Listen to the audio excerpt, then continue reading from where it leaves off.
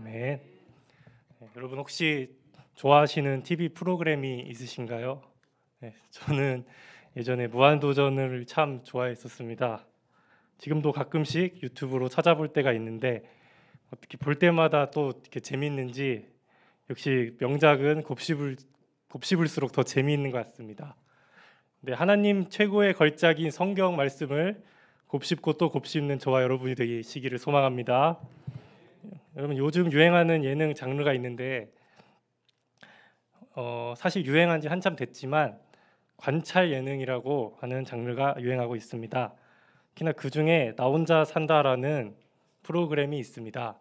말 그대로 나 혼자 사는 것을 관찰하는 프로그램입니다. 저는 개인적으로 왜 굳이 남이 먹고 혼자 사는 걸 보고 있는지 모르겠지만 저희 어머니가 즐겨보심으로 말을 아끼겠습니다. 예전과 달리 혼자 무언가를 하는 것에 대해 사람들은 부끄럽게 여기지 않는 시대가 되었습니다. 제가 대학생 때만 해도 혼자 학생 식당에서 밥을 먹을 때 얼마나 부끄러웠는지 모릅니다. 그런데 요즘은 혼자 밥을 먹고 혼자 여행 가고 혼자 생활하는 것이 자연스러운 일이 되었습니다. 그러나 코로나 시절을 저희가 겪어봐서 아시겠지만 사람은 사람을 만나야 행복한 존재입니다. 누군가와 함께 있다는 것은 사람에게 큰 위안과 힘이 되어줍니다. 왜냐하면 사람은 삼위일체 하나님의 형상이기 때문이고 저희는 관계적인 존재이기 때문입니다. 특별히 오늘 본문을 통해서 하나님께서 우리와 어떤 관계가 되길 원하시는지 함께 살펴보길 원합니다. 하나님께서 애굽에서 이스라엘 백성들을 이끌어내시고 시내 산으로 그들을 인도해 내셨습니다.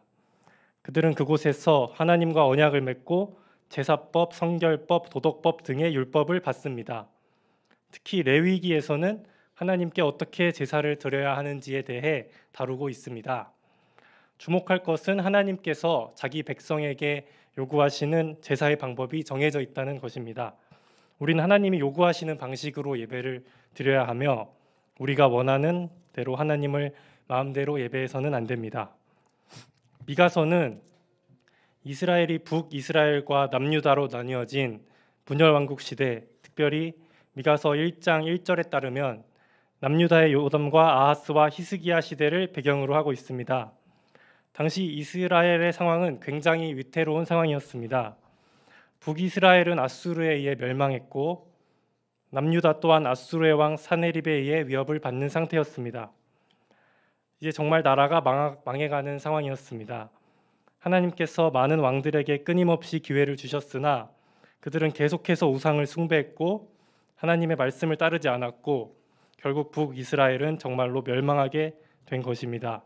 이제 다음은 남유다의 차례였습니다. 오늘 읽으신 미가서 6장 1절에서 이렇게 말씀합니다. 너희는 여호와의 말씀을 들을지어다. 너는 일어나서 산을 향하여 변론하여 작은 산들이 내 목소리를 듣게 하라 하셨나니. 여기서 변론이라는 단어는 히브리어 원어로 보면 법정적 의미로서 고소하다, 소송하다의 뜻입니다. 하나님은 지금 자신을 떠난 이스라엘을 고발하고 있는 것입니다. 당시 법정에서 설득력을 가지려면 두 증인을 필요로 했는데 하나님께서는 산들과 땅의 견고한 지대를 증인으로 삼으셨습니다. 여기서 저는 하나님의 끊임없는 사랑을 발견했습니다. 사랑의 반대말은 무관심이라는 말이 있습니다. 그런데 하나님께서는 그들을 무관심 가운데 두시지 않았습니다. 이방인들이 행한 것을 내버려 두시듯이 이스라엘을 내버려 두시지 않았습니다. 오히려 고소를 하겠다고까지 하시며 그들에게 강하게 책망하시고 분노하십니다. 3절에서 하나님께서는 내가 무엇을 너희에게 행하였냐고 내가 무슨 일로 너희를 괴롭게 하였느냐고 증언하라 하십니다. 여기서 하나님이 괴롭게 하셨다는 것은 욥과 같은 의인이 받는 괴로움이 아닙니다. 백성들은 자신의 끔찍한 죄로 인하여 하나님께 심판을 받는 상황입니다. 그런데 그들은 왜 자신들에게 이런 고통을 주느냐고 하나님께 되려 따지는 상황입니다. 그들은 자신들을 사랑하셔서 책망하시는 하나님의 말씀이 사랑으로 느껴지지 않았습니다. 그저 하나님은 자신들을 괴롭게 하는 귀찮은 존재일 뿐입니다. 계속해서 4절과 5절을 보시면 하나님께서 그들에게 그동안 어떤 일들을 행하셨는지 말씀하십니다. 하나님께서는 먼저 그들이 종노릇했던 애굽 땅에서 인도해내어 속량하셨고 모세와 아론과 미리암을 보내셔서 그들을 광야 가운데 인도하게 하셨습니다. 노예로 지내던 그들이 초자연적 기적을 통해 구원을 받게 되었습니다. 이것은 전적인 하나님의 은혜였습니다. 다음으로 발락과 부올의 아들 발람에 대해서 말씀하십니다. 이 사건은 민수기에 등장하는 사건인데요. 출애굽한 이스라엘 백성들이 큰 규모를 이끌고 요단 동편 땅을 점령하여 모압 평지에 진을 치고 있었습니다. 이때 모압 왕 발락은 이스라엘이 요단 동편의 아모리 족속을 물리치는 모습을 보고 심히 두려웠습니다. 그래서 발락은 부올의 아들 발람을 불렀습니다. 발락은 발람에게 이스라엘을 저주하라고 말합니다.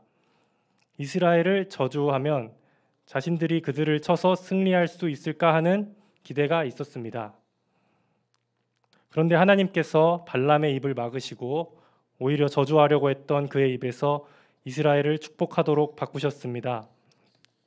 너를 축복하는 자를 축복하고 저주하는 자를 저주하겠다고 아브라함에게 하신 약속으로 그들을 지키신 것입니다. 여기서 놀라운 사실 하나는 이때 이스라엘은 호르마에서 하나님께 불평을 하여 불뱀으로 인해 징계를 받은 이후의 사건이라는 것입니다. 결코 하나님께서 저주를 축복으로 바꾸신 것은 이스라엘이 무언가 잘하거나 뛰어나서가 아니었습니다. 그리고 발람이 저주를 하느냐 마느냐는 단순히 미신적인 이야기가 아니라 영적인 싸움이었습니다.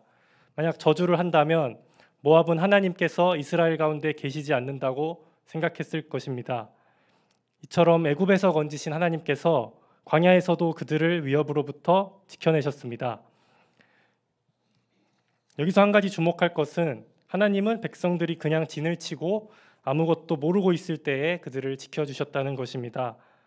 사랑하는 여러분, 지금까지 우리를 인도하신 하나님께서 저희가 알게 모르게 저희들을 계속해서 선한 길로 인도하셨고 보호하셨음을 믿으시길 바랍니다. 또한 5절을 보시면 하나님께서 시딤에서부터 길갈까지의 일을 기억하라고 하십니다. 시딤은 여리고의 두 정탐꾼을 보냈던 장소였습니다. 그곳에서 기생 라합은 하나님께서 광야에서 아모리의 왕 시혼과 옥에게 했던 일들을 기억한다고 하며 하나님을 두려워하여 정탐꾼을 숨겨준 사건이 나타납니다. 이후 이스라엘은 물이 흘러넘치던 시기에 요단강을 건너서 약속의 땅 첫 번째 야영지인 길갈에 도달하게 되었습니다. 약속하신 대로 하나님께서 그들을 젖과 꿀이 흐르는 약속의 땅으로 인도해내신 것입니다. 애굽의 종노릇하던 그들을 약속의 땅으로 인도하시고 양육하시고 보호하시고 책임지신 하나님을 기억하라고 하신 말씀입니다. 이 애굽에서 건져내시고 발람의 저주를 축복으로 바꾸시고 시딤에서 길갈로 인도하신 이 세 가지 사건의 공통점은 이방 나라들에 대한 하나님의 자기 선언이었다는 것입니다. 하나님의 하나님 되심, 유일한 신이심을 보여주신 사건이었으며 자기 백성 이스라엘을 하나님이 책임지시고 인도하시고 보호하신다는 것을 보여주는 사건이었습니다. 그렇기에 이 사건들은 공의를 보이신 사건입니다. 모든 거짓된 이방 신들이 무너지고 공의로 다스리시는 하나님의 백성들을 도우시고 보호하신 일들이었기 때문입니다. 6절과 7절은 이스라엘 백성들의 반응이 나타납니다. 백성들은 이렇게 질문합니다. 내가 무엇을 가지고 여호와 앞에 나아가며 높으신 하나님께 경배할까라고 말합니다. 내가 번제물로 일련된 송아지를 가지고 그 앞에 나아갈까라고 합니다. 그들은 하나님께서 높으신 하나님이라는 것을 알고 있었습니다. 하나님을 결코 우습게 보지 않았습니다. 하나님을 예배해야 함을 알고 있었습니다. 이 일련된 송아지를 번제로 드리겠다라고 한 것은 그들이 제사를 무시하고 있던 것이 아님을 볼 수 있습니다. 오히려 그들은 열심히 최선으로 제사를 드렸습니다. 당시 1년 된 동물은 갓 태어난 새끼보다 값이 더 나갔다고 합니다. 그렇기 때문에 1년 된 송아지를 번제로 바치는 것은 정말 값비싼 희생 제물이었으며 높으신 하나님을 향한 진심의 제사였다고 볼 수 있습니다. 7절에서는 제물의 크기와 가치가 점점 더 증가합니다. 1000의 순양은 솔로몬 정도의 왕만이 드릴 수 있는 수천의 희생 제사를 바칠 수 있는 양이었습니다. 만만의 강물 같은 기름, 여기서 기름은 레위기에 따르면 쏟아 바치는 제물로 사용된 기름을 말합니다. 1000의 순양과 만만의 기름을 드리겠다는 것은 엄청난 가치의 제물을 드리겠다고 말하고 있는 것입니다. 셀 수 없이 많은 돈과 제물을 드리면 하나님께서 기뻐하시지 않을까? 하나님은 지극히 높으신 분이시니 이 정도의 돈을 드려야 하나님이 만족하시지 않을까라는 생각을 한 것입니다. 또한 내 허물을 위하여 내 맏아들을 내 영혼의 죄로 말미암아 내 몸의 열매를 드릴까라고 질문합니다. 여기서 맏아들을 드리는 것은 인간을 제물로 바치는 행위로서 가나안 같은 이방 민족들이 행한 행위이며 이스라엘은 그것을 혐오의 대상으로 여겨야 했습니다. 그러나 그들은 하나님의 율법과 상관없이 가장 소중히 여기는 맏아들을 제물로 드리면 하나님이 기뻐하시지 않을까라고 생각했던 것입니다. 다음으로 이제 미가서의 핵심 주제이며 모든 선지서의 핵심 주제로 여겨지는 8절을 다 함께 한번 읽도록 하겠습니다. 사람아, 주께서 선한 것이 무엇임을 내게 보이셨나니 여호와께서 내게 구하시는 것은 오직 정의를 행하며 인자를 사랑하며 겸손하게 내 하나님과 함께 행하는 것이 아니냐. 아멘. 하나님께서 선한 것이 무엇인지를 보여주셨습니다. 그것은 오직 정의를 행하며 인자를 사랑하며 겸손하게 내 하나님과 함께 행하는 것입니다. 여기서 특별히 오직이라는 말에 주목해 보려 합니다. 오직은 이것뿐이라는 것입니다. 다른 것은 안 된다는 것입니다. 아무리 큰 것이라고 해도 하나님은 전혀 조금도 원하지 않으십니다. 이 땅의 모든 돈과 건물과 좋은 것들을 다 합쳐서 하나님께 바친다고 해도 하나님은 기쁘시게 할 수 없습니다. 그 재물과 돈과 희생제사가 나쁘다고 하는 것이 아니라 하나님과 이웃에 대한 적절한 관계가 없는 재물 그 자체만으로는 아무런 소용이 없다라고 말하고 있습니다. 다음으로 이제 8절에서 하나님께 구하시는 것을 자세히 한번 살펴보겠습니다. 정의를 행하다에서 정의는 율법을 엄격하게 지키며 법대로 정확하게 사려고 하는 것을 말하는 것이 아닙니다. 이것은 가난한 자와 과부와 이방인이 보호되고 악을 미워하고 선을 사랑하는 것입니다. 이것이 율법에 나타난 하나님 나라의 정의입니다. 그런데 당시 이스라엘은 선을 미워하고 악을 기뻐하였습니다.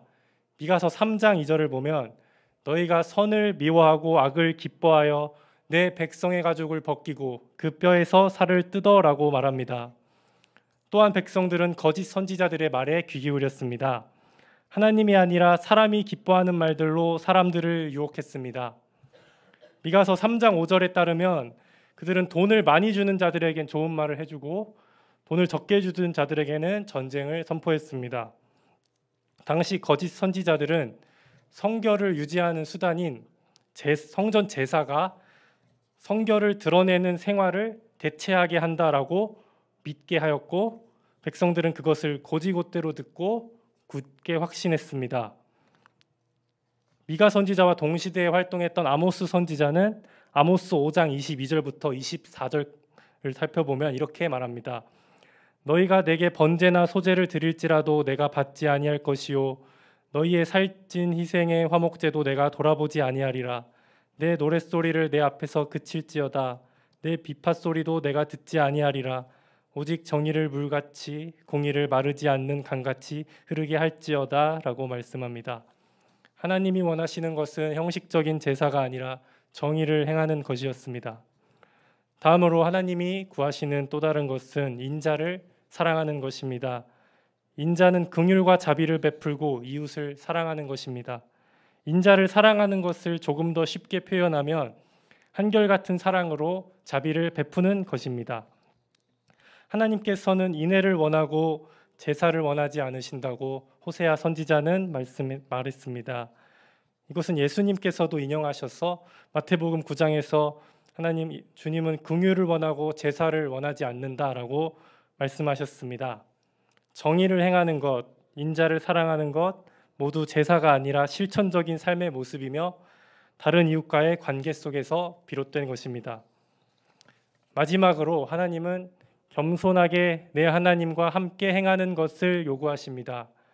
여기서 행하는 것을 원어로 보게 되면 걷다라는 단어입니다. 그래서 영어 성경을 보면 to walk humbly with your God이라고 번역되어 있습니다. 하나님은 겸손하게 너의 하나님과 함께 걷는 것을 요구하십니다. 이것을 현대인의 성경에서는 좀 더 제 마음에 와닿는 번역으로 되어 있는데요. 현대인의 성경을 보면 겸손한 마음으로 너희 하나님과 교제하며 사는 것이다 라고 번역되어 있습니다. 근데 이것보다 또 더 와닿는 번역은 어린이 쉬운 말 성경이었습니다. 어린이 성경에는 겸손한 마음으로 내 하나님과 친밀히 교제하며 살아가는 것입니다 라고 나와 있습니다.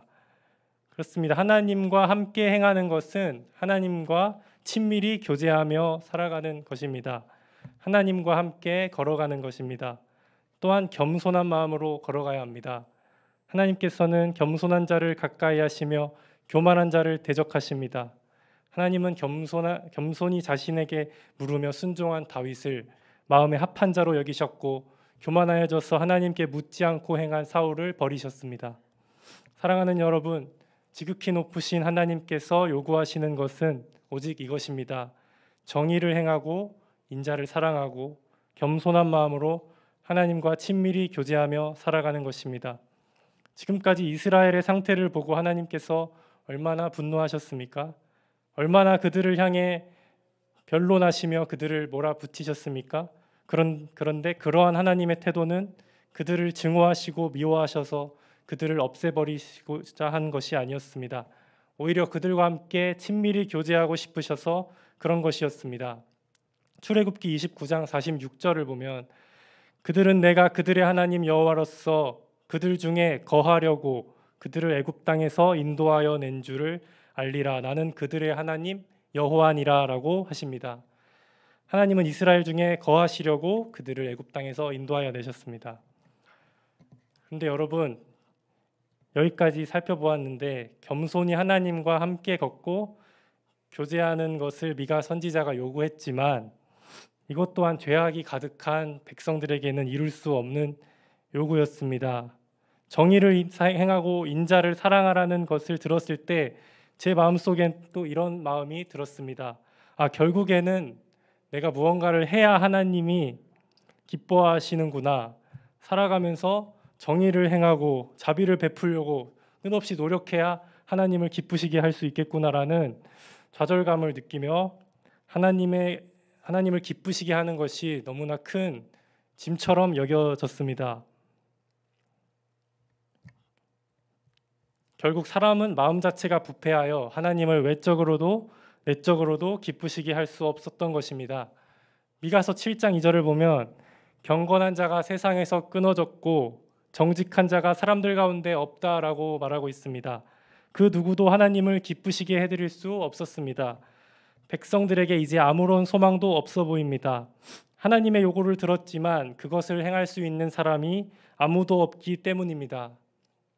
그런데 미가 선지자는 이어지는 7장 7절에서 이렇게 말씀합니다. 오직 나는 여호와를 우러러보며 나를 구원하시는 하나님을 바라보나니 나의 하나님이 나에게 귀를 기울이시리로다. 미가 선지자는 사람이 아니라 저희의 죄성이 아니라 눈을 들어 하나님을 바라보았습니다. 그리고 주의 긍휼을 의지하였습니다.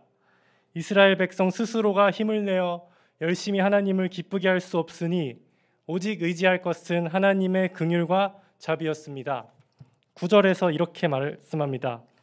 마침내 주께서 나를 위하여 논쟁하시고 심판하시며 주께서 나를 인도하사 광명에 이르게 하시리니 내가 그의 공의를 보리로다. 그리고 18절에서는 주와 같은 신이 어디 있으리이까? 주께서는 죄악과 그 기업의 남은 자의 허물을 사유하시며 인애를 기뻐하심으로 진노를 오래 품지 아니하시나이다 라고 말씀합니다. 진노를 오래 품지 아니하시는 하나님께서 자신이 택한 백성을 자신의 인애로 허물을 용서하시겠다고 합니다. 미가 선지자는 하나님의 공의와 자비가 이루어지는 것을 기대하였습니다.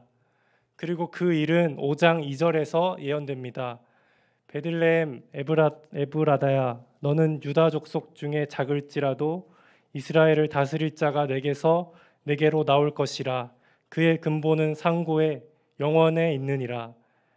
이것이 바로 죄악 가득하여 아무런 소망이 없던 우리에게 주어진 유일한 소망이요 살 길입니다. 베들레헴에서 이스라엘을 다스릴 자가 나올 것이라는 약속입니다. 사랑하는 여러분, 선지서는 결코 백성의 죄를 책망하고 똑바로 살라고만 말하는 잔소리 같은 말씀이 아닙니다. 그들의 시점을 미래로 돌려서 이스라엘을 구원하고 회복하실 메시아를 기대하게 하는 것이 선지서의 역할인 것입니다. 그리고 그 메시아가 오늘날 이미 2000년 전에 이 땅에 찾아오셨습니다. 그리고 그 메시아는 스스로 제물이 되셨고 우리의 모든 죄를 속량하시고 다시 부활하시고 승천하셔서 지금은 저희 안에 함께 거하십니다. 그분이 바로 우리가 구주로 섬기는 예수 그리스도이십니다. 예수님께서 저희와 함께 하시며 인도하여 주십니다. 여러분, 겸손하게 자신을 바치는 주님을 바라볼 때 저희의 마음도 자연스레 겸손해지지 않습니까? 그렇습니다. 예수님께서 우리와 연합하심으로 우리의 마음은 부드러워지고 겸손한 마음으로 하나님과 함께 걸을 수 있게 되었습니다. 하나님과 함께 걷는 길은 하나님의 말씀을 행하는 삶입니다. 정의를 행하며 인자를 사랑하는 것입니다. 그것은 하나님을 사랑하며 이웃을 사랑하는 것입니다. 그런데 하나님과 함께 걷는 길은 결코 쉬워 보이지 않습니다. 그 길은 좁은 길입니다. 그리고 십자가의 길입니다. 그리고 목자 되신 주님께서 나를 사망의 골짜기로 인도하실 수도 있습니다. 그러나 저희는 두려워하지 않을 수 있는 이유는 주님께서 우리와 함께 하시기 때문입니다. 주께서 자기의 이름을 위하여 지팡이와 막대기로 나를 안위하시며 주님이 그 길이 함께 하시기에 아무리 험한 길을 갈지라도 그 길은 기쁨의 길이고 영광의 길이며 감사의 길인 것입니다. 그렇기에 우리는 하나님과 함께 걷다가 답답하다고 불안하다고 하며 하나님보다 앞서 나아가지 않아야 합니다. 하나님과 함께 걷는 길만이 가장 안전하고 가장 빠른 길임을 믿습니다. 말씀을 맺겠습니다. 세 가지로 결론을 내려보았습니다. 첫째로, 내 마음대로 드리는 예배가 아니라 주님이 원하시는 예배를 드리기 원합니다. 우리의 예배가 우리의 마음의 중심을 보시는 주님을 기쁘게 하는 예배가 되기를 원합니다. 둘째로, 겸손하게 하나님과 함께 걸어가고 하나님과 친밀히 교제하는 삶을 살아가기를 원합니다. 혼자 있다고 해서 나 혼자 산다가 아니라 혼자 있더라도 주님과 함께 있다는 것을 기억하길 원합니다. 셋째로, 이웃을 사랑하며 자비를 베풀며 정의를 베푸는 삶을 살아가기를 원합니다. 하나님을 가장 사랑하는 방법은 이웃 사랑이라는 것을 기억하며 예수님이 보이신 사랑으로 주변의 사람들을 사랑하기를 원합니다. 이 모든 것은 애굽에서 그리고 발람에게서 그리고 가나안 땅에서 자기 영광을 위해 자기 백성을 끝까지 책임지신 하나님이 저희와 함께 이루어 주실 것을 믿습니다. 제가 잠깐 기도하겠습니다.